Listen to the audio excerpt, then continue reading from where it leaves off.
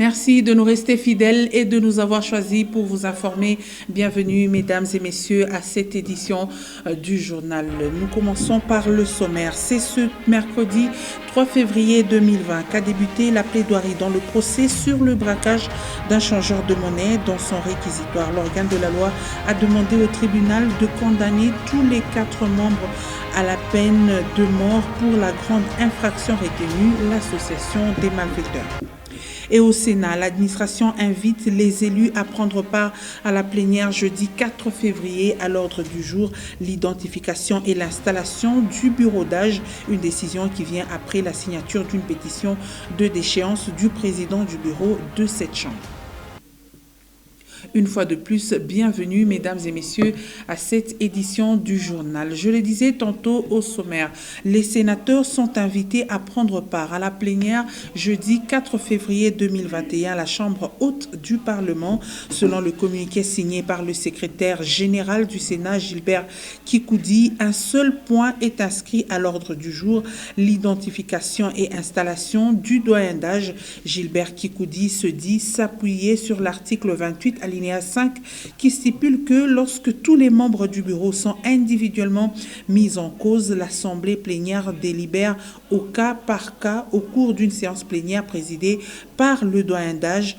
Pour rappel, au cours de la plénière du mardi, plus d'une soixantaine des élus ont signé la pétition de déchéance du président du bureau du Sénat, lui reprochant notamment la mauvaise gestion. Et nous parlons aussi de la situation épidémiologique de la pandémie à coronavirus.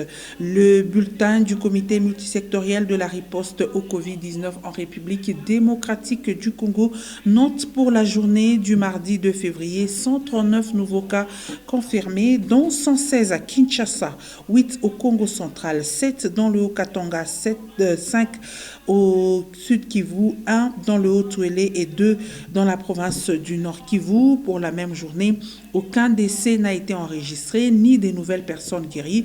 Ainsi, le cumul des cas confirmés depuis le début de l'épidémie est de 23 181 cas. Il y a eu 675 décès et 15 050 personnes guéries. Le Haut-Katanga occupe la 4e place sur les 22 provinces touchées avec un total de 800 cas confirmés de coronavirus. Dans un tout autre chapitre à présent, le chef de l'État, Félix-Antoine Tshisekedi Tshilombo, prend la tête de l'Union africaine lors du 34e sommet des chefs d'État et des gouvernements qui s'ouvre samedi 6 février 2021 à Addis Abeba. Nous sommes là en Éthiopie, une réunion qui sera organisée par vidéoconférence en vue de la deuxième vague en raison, voulais-je dire, de la deuxième vague de Covid-19 qui frappe le monde et prendra fin le 7 février. La pandémie à Covid-19 et la riposte à l'organisation de celle-ci sont au menu de ces discussions. Parlons toujours du président Félix-Antoine Tshisekedi Tshilombo qui était mardi 2 février 2021 était une journée chargée pour le chef de l'État qui séjourne au Caire. Nous sommes là dans la capitale égyptienne. Le chef de l'État et son homologue de l'Égypte ont eu un tête-à-tête au cours duquel le projet d'intérêt commun, le conflit des eaux qui oppose l'Éthiopie et le Soudan, le partage d'expériences sur le Covid-19 et les relations bilatérales entre l'Égypte et la République démocratique du Congo ont fait l'objet des échanges entre ces deux personnalités pendant plus ou moins 1 heure. Commentaire de Merveille Congolo sur ces images de la presse présidentielle. C'est à 10h30 du mardi 2 février 2021 que le chef de l'État congolais a fait son entrée à Ataïdia, résidence officielle du président égyptien Abdel Fattah al-Sisi. La Légion d'honneur égyptienne salue la présence du président congolais, l'un des moments forts de la journée.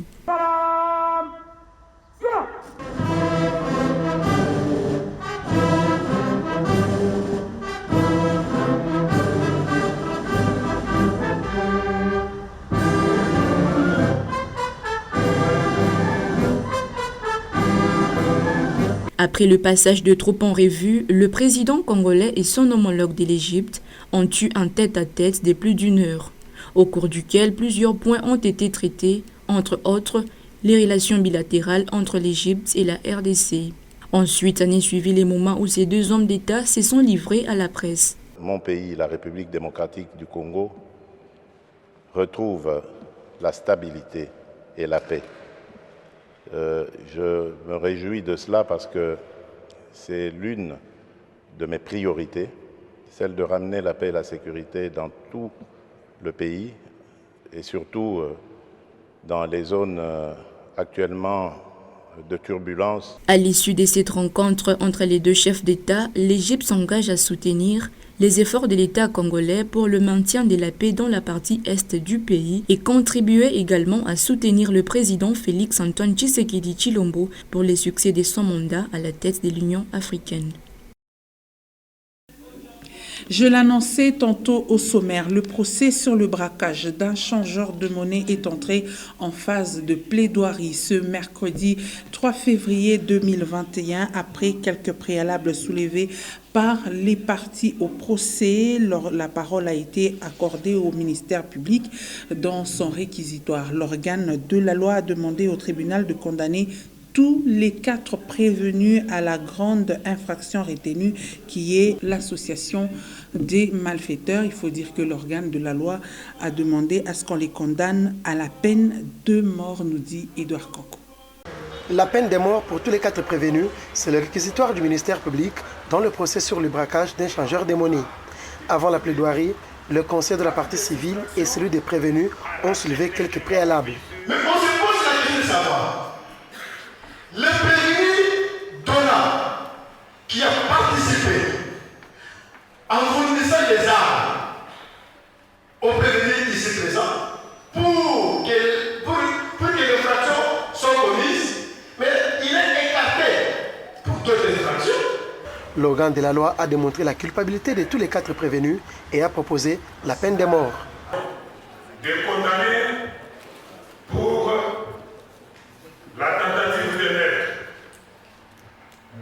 les prévenus Kazembe, Chombo Binukwasi Désiré et Bahati à la peine de mort, Monsieur le Président.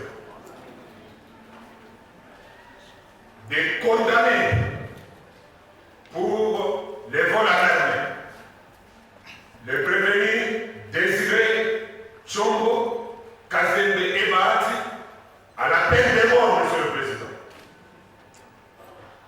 De condamner tous les 4 prévenus, à savoir Dona Atuela, Kazembe, Désiré et Bahati, à la peine de mort pour association de malfaiteurs.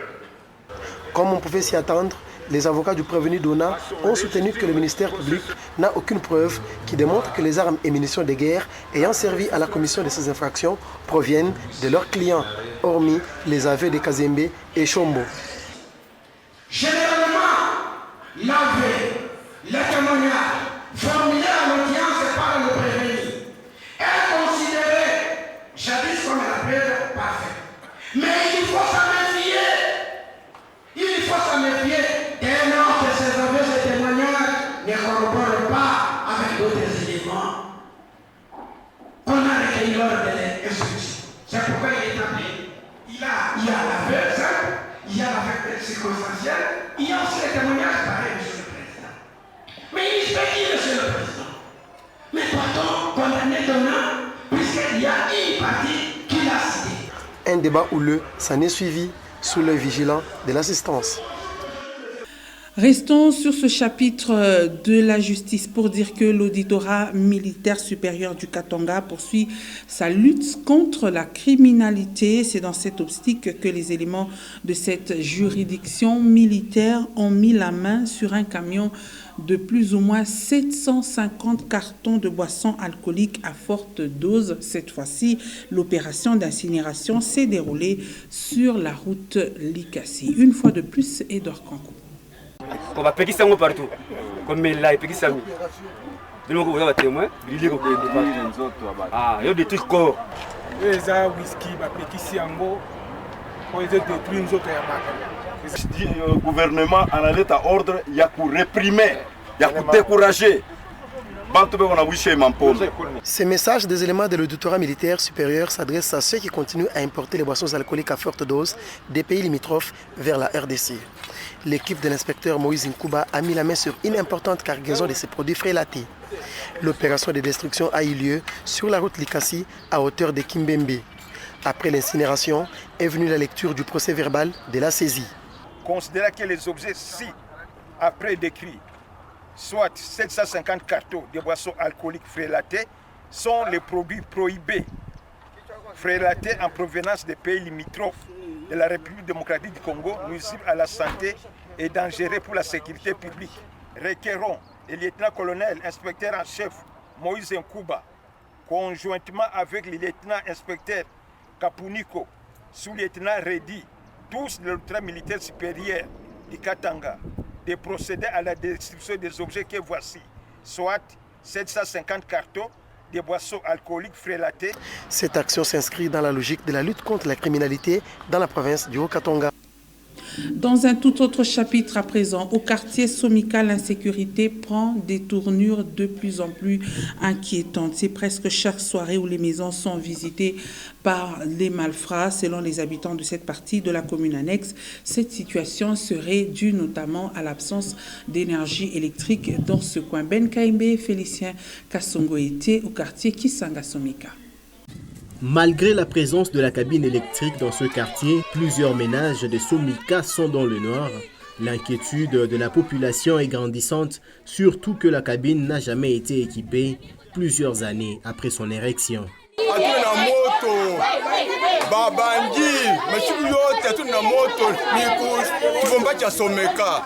Conséquence, l'insécurité dicte la loi dans les heures tardives.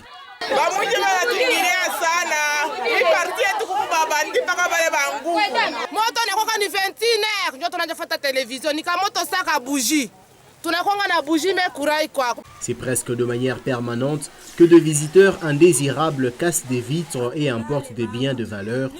La population de Somika soupçonne par ailleurs une complicité de certains jeunes du quartier impliqués dans ces actes de cambriolage. Certaines maisons sont actuellement abandonnées par leurs propriétaires après le passage des hommes armés non identifiés. Le quartier se vide, il n'y fait plus beau vivre à cause de l'insécurité. Et du côté où les poteaux sont implantés, c'est des coupures intempestives du courant qui déstabilisent.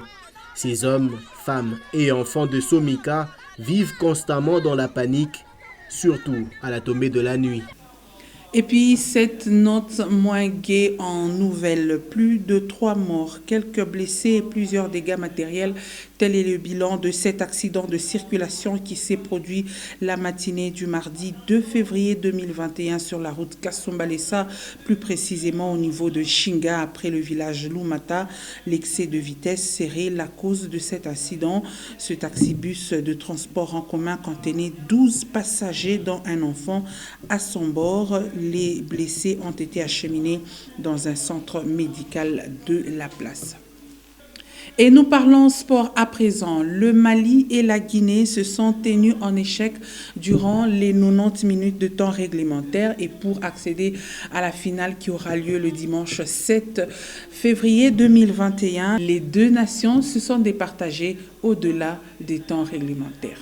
Toujours en sport, profitant du séjour du tout-puissant Mazembe, Azam Football Club de la Tanzanie a disputé un match contre les champions RD congolais en titre, une rencontre organisée dans le stade privé du club tanzanien. C'était mardi 2 février 2021, comme pour le précédent, les Corbeaux ont été accrochés 1-1. Un reportage de Pascal Mwangala et Mesha Kaimbe. Toujours trahis malheureusement par le dernier geste, les Corbeaux ont encore été accrochés ce mardi 2 février 2021 par Azam Football Club. Sur le terrain, les Congolais sont certes maîtres du jeu avec une large domination, mais ce sont les locaux qui se montrent plutôt dangereux. À 55e minute, Azam se crée la meilleure occasion du match.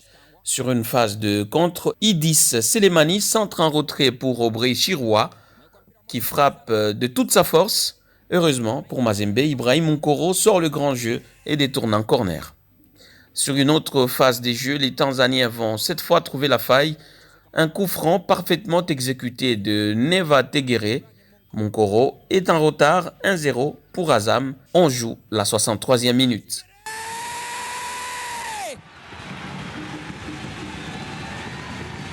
La réaction des poulains de Isaac Kassongo est immédiate.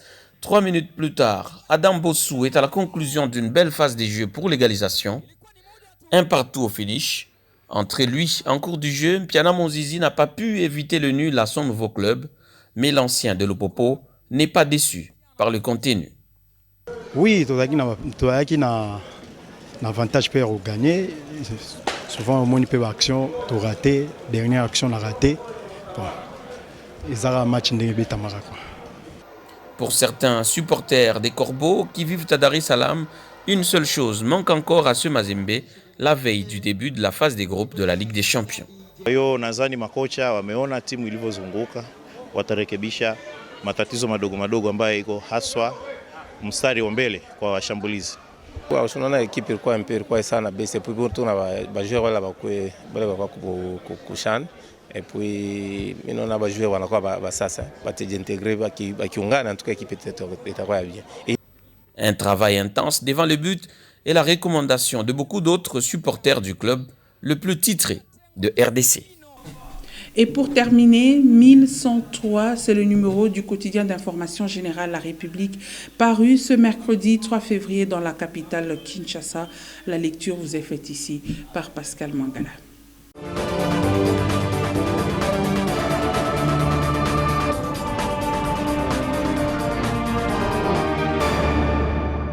Sénat, justice, Tambwe Mwamba en danger, s'exclame le confrère à la une du journal La République. Numéro 1103 paru à Kinshasa ce mercredi 3 février 2021. Bienvenue, mesdames et messieurs, à votre lu pour vous sur votre chaîne. Il se dit serein face à la pétition qui plane sur son poste et son bureau. Alexis Tambwe Mwamba a pris soin de minimiser, rappelant qu'il n'y a aucun poste permanent pour des personnes.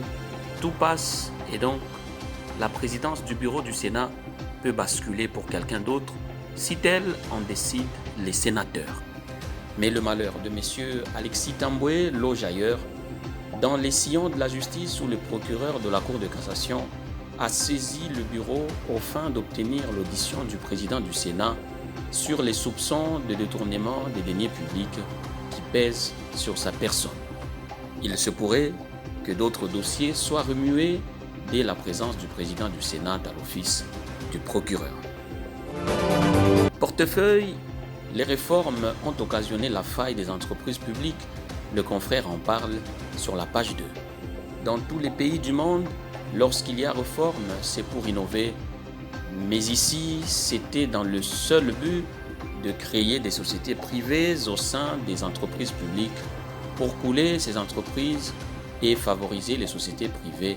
C'est désolé le président de la coordination de l'intersyndicale, Armand Ossasé. Je peux vous donner le cas de l'ex-Onatra où à la veille même des réformes, il y avait zéro arriéré. Après les réformes, on est à plus de 28 mois impayés. Vous prenez le cas de la SONAS, la Sonahydro, Sokimo, la SNEL, n'en parlons même pas, et vous prenez le cas de la Régie des eaux, la Gécamine est dépiécée à regretter Armand Ossasé. Il demande l'implication personnelle du chef de l'État pour la réévaluation urgente des réformes des entreprises publiques. Simo Kimbangu Kiangani prêche l'agriculture et l'élevage est à lire sur la page 5. C'était à l'occasion du culte dominical organisé au centre d'accueil kimbanguiste dans la commune de Kasavubu. Simon Kimbangu Kiangani a, dans sa prédication, rappelé aux fidèles kimbanguistes que Caïn et Abel, Ésaü et Jacob ont cultivé et élevé. Il a, à cet effet, invité les fidèles et sympathisants kimbanguistes à renforcer l'agriculture et l'élevage. Tout en félicitant les femmes kimbanguistes pour la construction des poulaillers à Lutendele, dans la commune de Ngaliema, il a invité les papas kimbanguistes à s'impliquer pour l'achat du bateau de pêche pour la réussite du centenaire de cette église qui interviendra le 6 avril prochain. Culture, J.B. Mpiana, auteur des chefs-d'œuvre, tout un portrait du chanteur congolais est aussi à lire sur la page 10.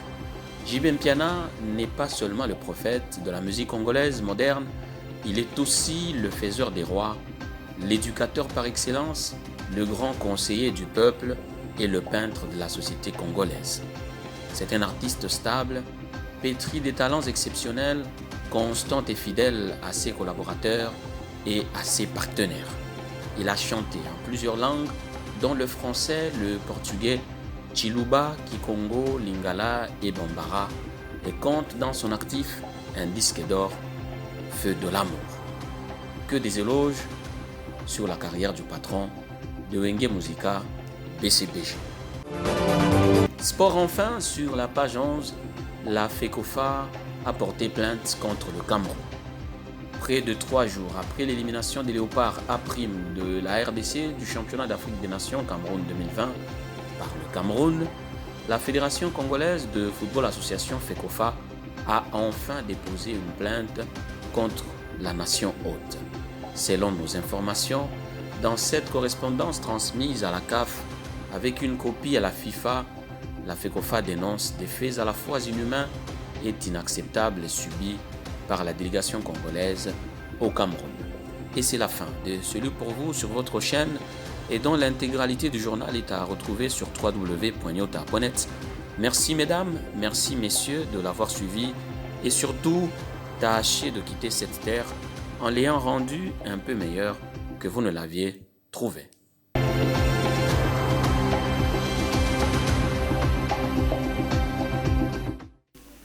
Merci, mesdames et messieurs, de nous avoir suivis. C'est complètement terminé avec cette édition du journal. Salutations particulières à nos téléspectateurs de l'Ouest, de l'Est et du centre de la République démocratique du Congo. Retenez, le coronavirus est toujours dans nos murs. Continuons à respecter les gestes barrières et à lutter contre cette pandémie. Bonne suite de nos programmes.